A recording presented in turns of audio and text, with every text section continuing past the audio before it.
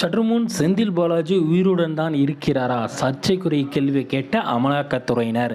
என்னங்க அப்படின்னு கேட்டிங்க அப்படின்னா, இப்போ காவேரி ஹாஸ்பிட்டலில் வந்து பார்த்தீங்கன்னா, இப்போது சிகிச்சையில் இருக்கிற செந்தில் பாலாஜி அமலாக்கத்துறையினர் சந்திக்கவே வந்து பார்த்தீங்கன்னா, காவேரி மருத்துவமனை ஊழியர்கள் விடுறதில்லைங்க.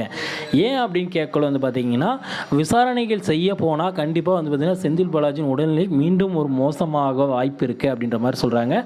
அமலாக்கத்துறையினர் என்ன சொல்கிறாங்க அப்படின்னா, நாங்கள் விசாரணையெல்லாம் பண்ண போகலைங்க, ஜஸ்ட்டு வந்து எப்படி இருக்கார் அப்படின்னு மட்டும் பார்க்குறேங்க, விடுங்க அப்படின்னு கேட்குறாங்க. அதெல்லாம் முடியாதுங்க. இப்போ விசாரணையில் நீங்கள் உள்ள அமலாக்கத்துறையினரை உள்ளேயே விட மாட்டேங்கிறாங்க. இந்த டைமில் தான் வந்து பார்த்திங்கன்னா சர்ச்சைக்குரிய ஒரு கேள்வியை அமலாக்கத்துறையினர் கேட்டிருக்காங்க. என்ன கேட்டிருக்காங்க அப்படின்னா, உண்மையிலே செந்தில் பாலாஜி உயிருடன் தான் இருக்காரா? ஆப்ரேஷன் பண்ண பின்னாடி அமலாக்கத்துறையினருக்கு எந்த ஒரு செய்தியும் கொடுக்கல, எந்த ஒரு தகவலும் வரல, அவர் உயிருடன் தான் இருக்கிறாரா அப்படின்னு ஒரு ஒன்ஸ் நாங்கள் பார்த்தே ஆகணுன்ற மாதிரி அமலாக்கத்துறையினர் சொல்கிறாங்க. ஆனால் காவேரி மருத்துவமனையில் இருக்கிற ஊழியர்களும் டாக்டர்ஸும் வந்து பார்த்திங்கன்னா அவரை சந்திக்கவே விட மாட்டேங்கிறாங்க. அமலாக்கத்துறையினர் வந்து பார்த்திங்கன்னா இதனால் வந்து பார்த்திங்கன்னா உச்சநீதிமன்றத்தில் கேஸை போடுறாங்க மீண்டும். என்ன நடந்தது அப்படின்னு எங்களுக்கு தெரில அப்படின்ற மாதிரி வந்து பார்த்திங்கன்னா, ஆனால் அதற்குள்ளாகவே வந்து பார்த்திங்கன்னா இந்த கேஸுக்கு வந்து பார்த்திங்கன்னா எடுக்கவே தயங்குகிறார்கள் உச்சநீதிமன்ற நீதிபதிகள். என்ன அப்படின்னா, அந்த பக்கம் உயர்நீதிமன்றத்தில் வந்து பார்த்திங்கன்னா அவங்க மனைவி ஆட்கொணர்வு மனு கொடுத்துருக்காங்க. ஆட்கொணர்வு மனுவிலே எங்களுடைய கணவரை வந்து ரொம்ப துன்புறுத்துகிறாங்க, விசாரணைன்ற பேரில் வந்து பார்த்திங்கன்னா அவர் உடல்நிலை ஏற்கனவே சரிந்துட்டு இருக்குது, இன்னும் வந்து பார்த்திங்கன்னா மேலும் வந்து பார்த்திங்கன்னா கடுமையாக வந்து பார்த்திங்கன்னா இவங்க விசாரணைன்ற பேரில் அவங்க கொடுமைப்படுத்துகிறாங்க அப்படின்ற மாதிரி சொல்கிறாங்க. இதனால் இந்த விசாரணைகள்லாம் முடியட்டும்பா, வெயிட் பண்ணுங்கப்பா அப்படின்றாங்க. ஆனால் வந்து பார்த்திங்கன்னா அமலாக்கத்துறையினர் வெயிட் பண்ணுற மாதிரி தெரியலைங்க.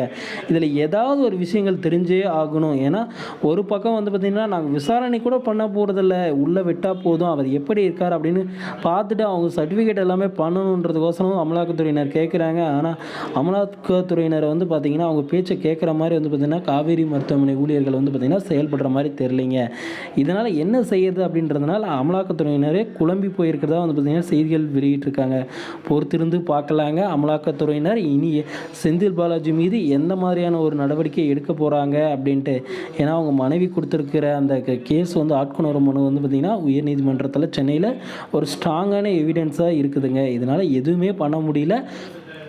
ஏன்னா இன்னும் ஒரு 7 நாட்கள் தாக்கு பிடித்தார் அப்படின்னா கண்டிப்பாக அவருக்கு ஜாமீன் வழங்குவதற்கான வாய்ப்புகள் இருப்பதாக வந்து பார்த்திங்கன்னா நீதிபதிகளே வந்து பார்த்திங்கன்னா சொல்லியிருக்காங்க. அதாவது இன்னும் ஒரு 7 நாட்கள் எப்படியாவது அவர் தாக்கு பிடித்தார் அப்படின்னா அமலாக்கத்துறையினரோட அந்த 15 நாட்கள் முடிந்துடும். அப்படி இல்லை அப்படின்னாலும் உடல்நிலை காரணம் காட்டி கூட வந்து பார்த்திங்கன்னா வெளியே வந்துடலாம் அப்படின்னு சொல்கிறாங்க. ஆனால் தற்போது உயிருடன் இருக்கிறாரா அப்படின்ற மாதிரி ஒரு கேள்வி தாங்க அங்கே எழுது. உயிருடன் இருக்கிறாரா இல்லை என்ன தான் செய்கிறாரா அப்படின்ற மாதிரி வந்து பார்த்திங்கன்னா அமலாக்கத்துறையினர் ஒரு கேள்வியை கேட்டிருக்காங்க. பொறுத்திருந்து பார்க்கலாம் ஃப்ரெண்ட்ஸ். ஓகே ஃப்ரெண்ட்ஸ், வீடியோ பிடிச்சிருந்தா சேனலை சப்ஸ்கிரைப் பண்ணி வச்சுக்கோங்க. தேங்க்யூ.